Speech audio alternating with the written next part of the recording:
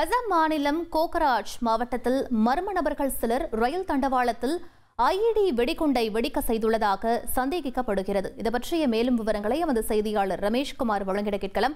ரமேஷ், முழு விவரங்கள் என்ன பதிவு பண்ணுங்க.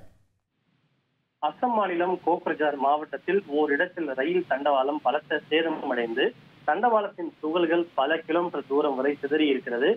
அதனை வைத்து பார்க்கும்போது மர்ம நபர்கள் அங்கு ஐஇடி வெடிகுண்டை வெடிக்க செய்திருக்கலாம் என்று காவல்துறையின் சார்பில் சந்தேகிக்கப்படுகிறது.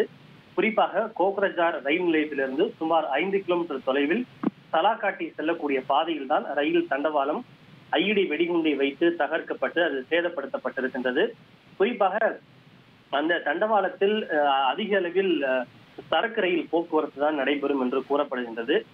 இந்த குண்டுவெடிப்பை நிகழ்த்தியவர்கள் யார், இதன் பின்னால் இருக்கக்கூடிய காரணம் என்ன என்பது தெரியவில்லை. அது குறித்து காவல்துறையினர் விசாரணை நடத்தி வருகின்றனர். இதில் தண்டவாளம் சேதமடைந்ததால் அந்த இடத்தில் சில மணி நேரங்கள் ரயில் போக்குவரத்து பாதிக்கப்பட்டிருந்த போதிலும் தற்போது பழுது சரி செய்யப்பட்டு மீண்டும் அங்கு போக்குவரத்து துவங்கி இருக்கிறது. விவரங்களுக்கு நன்றி ரமேஷ். உங்கள் தந்திவன் தொலைக்காட்சியில் வீர ஆஞ்சநேயா தினமும் காலை 8 மணிக்கு காணத் தவறாதீர்கள்.